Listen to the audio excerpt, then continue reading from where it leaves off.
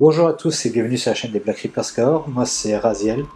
Alors oui, dans la précédente vidéo, c'est vrai, on vous a dit que ça serait une vidéo de Spike.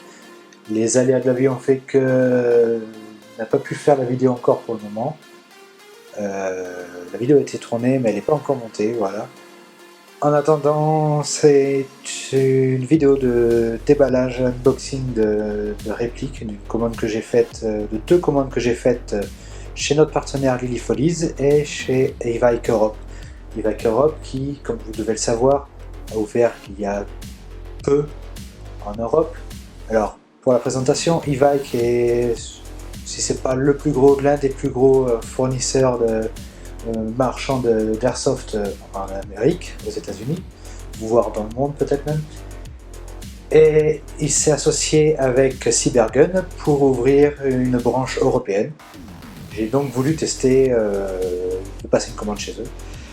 Et donc on va commencer ce déballage par le premier colis qui vient de chez notre partenaire Lily Follies, et on enchaînera ensuite par le plus grand, donc évidemment celui qui vient de chez Evike Europe.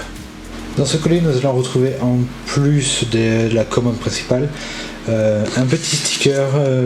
L'intention est très sympa, je peux pas Airsoft, très sympa. Un bon de réduction de 10% suite à ma commande. Un petit flyer pour Lily Follies, pour faire de la pub. Voilà, pour leurs réseaux sociaux, Facebook, Instagram. Et le plus important, du coup, voilà, les chargeurs. Alors certains ont dû les reconnaître peut-être à leur forme qui est un peu particulière. Ça sera un petit peu plus flagrant si je les montre comme ça. Ce sont des chargeurs pour Styrogue. Ces chargeurs sont des chargeurs de la marque Battleaxe. Ce sont des chargeurs mid-cap de mémoire, du coup 160-170 billes. Voilà, sans molette de chargement du coup. Parfait. Et maintenant on va pouvoir passer à la suite du déballage. Donc déjà on peut voir que le carton, que mes commandes sont plutôt bien emballées. Ça n'a pas bougé pendant la livraison. Alors oui, je l'ai ouvert pour vérifier que ce soit bien la commande que j'avais faite par rapport à l'airsoft et pas autre chose. Mais tout est resté en l'état. Donc une fois qu'on a enlevé tous les petits papiers cartons de protection, de maintien pour éviter que tout ne bouge dans le transport, on peut trouver, donc voilà, ça c'est pas là, on peut trouver la facture, bon de toute façon ça on s'en fout, un petit courrier de Evike Europe, voilà, l'enveloppe dans laquelle se trouve très certainement quelques goodies.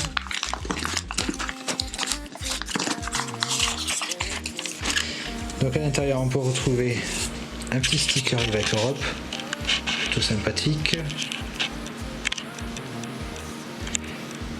Un autre sticker un peu plus simpliste avec juste le logo de Evike.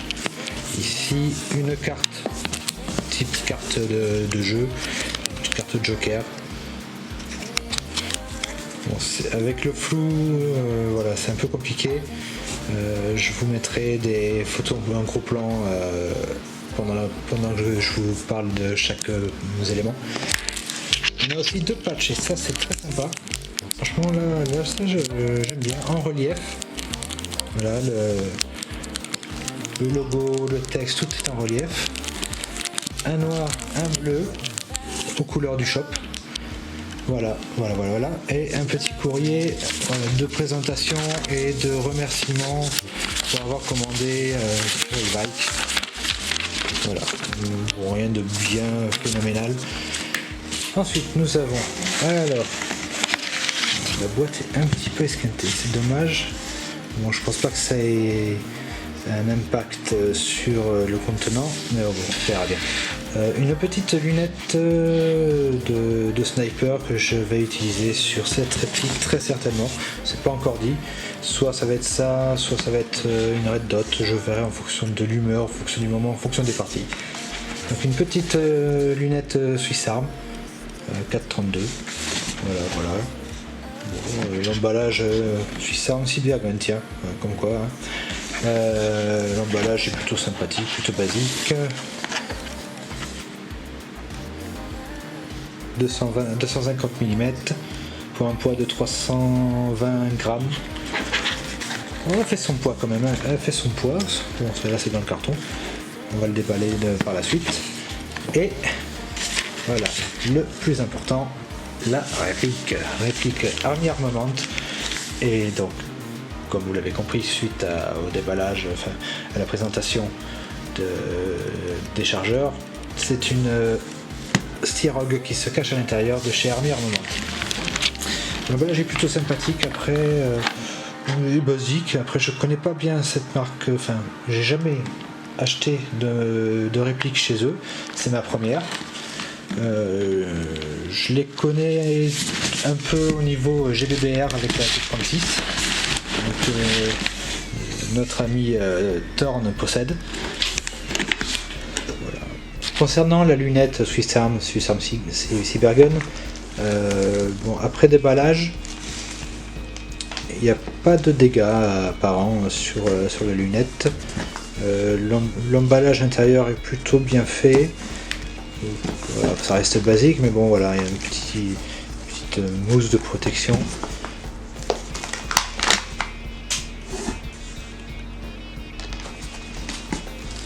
On va le déballer. Alors, à l'intérieur, nous avons donc la lunette, hein, oui, bien entendu, c'est l'essentiel. Une clé Allen pour pouvoir démonter les supports, les attaches de la lunette. Une petite chiffonnette pour pouvoir nettoyer les optiques, ça, c'est pas mal ça.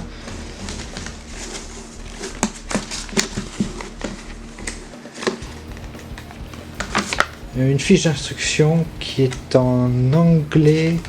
Est-ce qu'il y a du français dessus?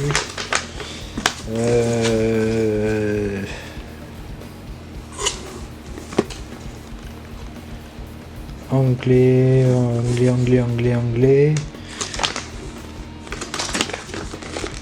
Bon, tout en anglais. Après, il y a des petits dessins pour expliquer. Ça n'a pas l'air bien compliqué. Je pense que même les dessins sont suffisants pour comprendre comment utiliser les molettes de réglage de la lunette, démonter les caches pour pouvoir, à mon avis, les nettoyer. Enfin, voilà.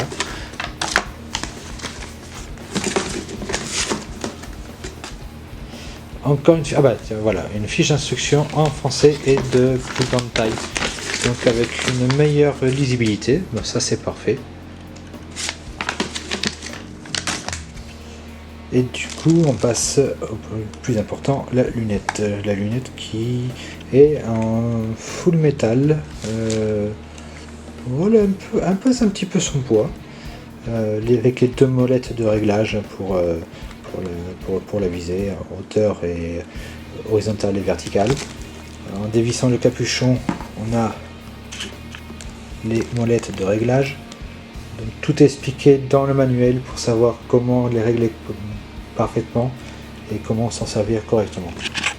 Et on a aussi les petits caches de protection en plastique, mais c'est suffisant pour pouvoir protéger les lentilles. À voir si ça peut servir de protection intéressante. Je sais pas, c'est ma première lunette réellement. Si ça peut être suffisant comme protection pour les parties d'airsoft en cas d'impact de billes. Si ça peut éviter, si c'est ça qui casse et que ça peut éviter de casser la lentille à l'intérieur, moi ça me va très bien.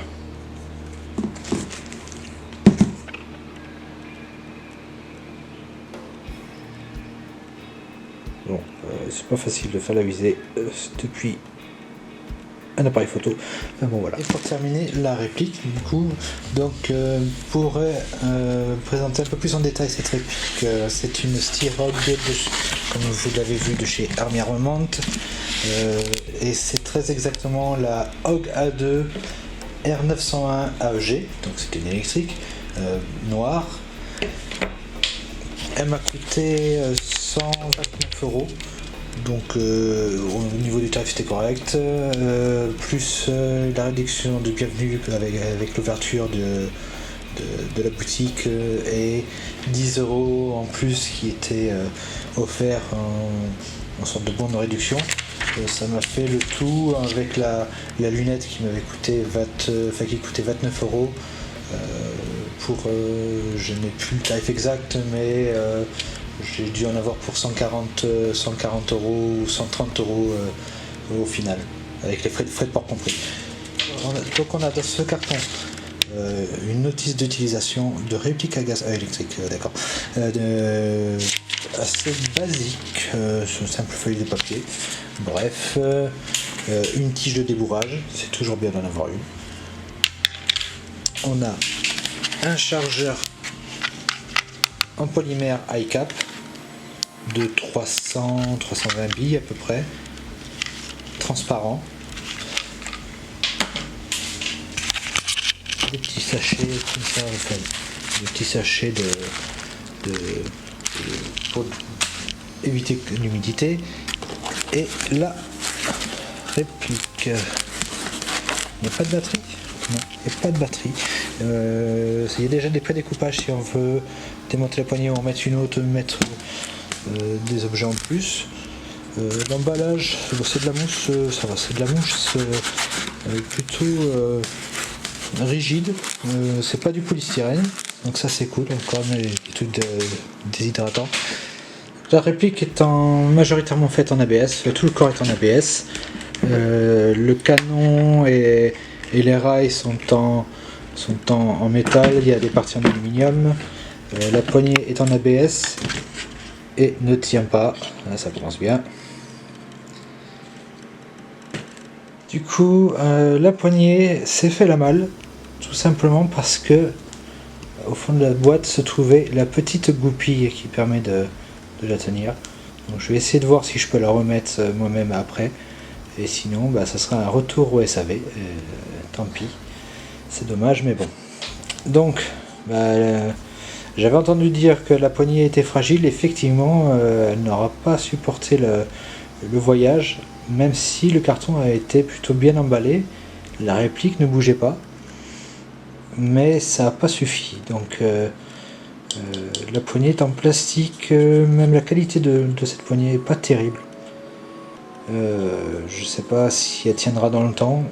Je pense que d'ici un avenir très proche, elle va changer pour quelque chose de un peu plus fiable, un peu plus ergonomique. Non, l'ergonomie est pas mal, mais c'est sûr que la goupille, le système d'attache, lui, il va changer, ça c'est certain. Donc, pour en revenir sur la réplique, c'est une réplique, comme je disais, full ABS. Le canon, les rails sont en métal. On a le levier de chargement ici, factice, qui sert factice, mais qui sert quand même à ouvrir la trappe pour accéder au réglage avec la molette au pop. On a une fixation à l'avant et à l'arrière. Cette réplique est composée de rails un petit peu partout, donc ça c'est vraiment sympathique. Des rails sur le côté pour y mettre des lumières ou quoi. La lunette que j'ai achetée en même temps dans le pack, elle ira peut-être ici, et avec une red dot dans le coin pour pouvoir switcher entre visée de portée à portée et visée proche. De l'autre côté c'est pareil, c'est bardé de rails Picatinny, et c'est une des raisons qui ont fait que j'ai choisi cette réplique. Ça, en plus que ce soit un bullpup et que je suis amoureux des bullpup, je suis amoureux de la P90, que ça plaise ou que ça déplaise à certains, c'est ma réplique favorite. Et oui, c'est parce que Stargate, évidemment. Ici, du coup, nous avons le puits de chargement, voilà, avec le bouton pour sortir le chargeur.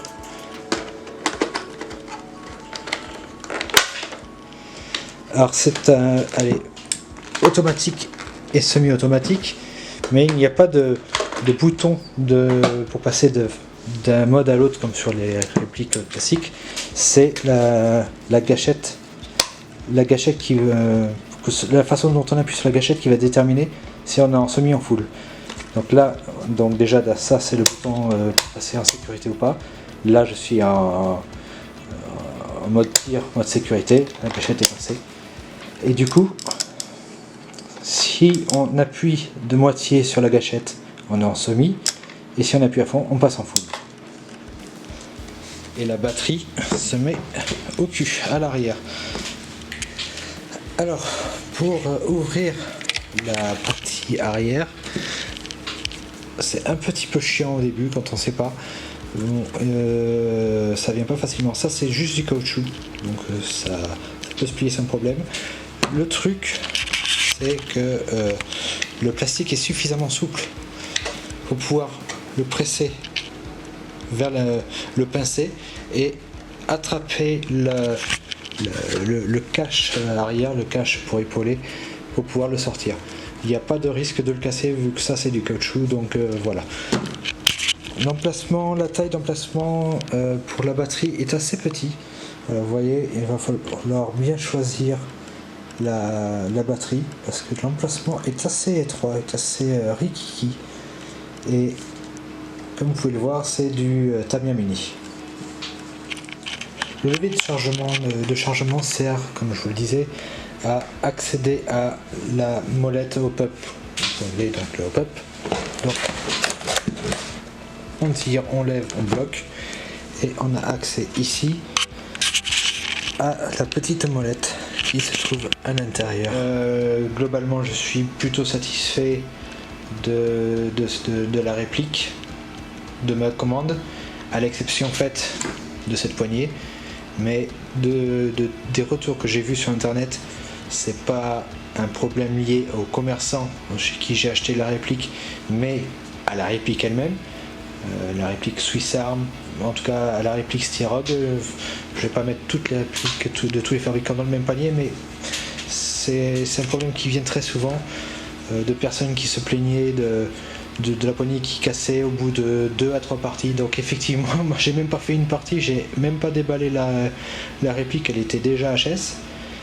Comme je disais plus tôt, je vais essayer de voir si je peux remboîter ça en attendant de trouver mieux, quelque chose de plus de renforcé et qui tiendra dans le temps.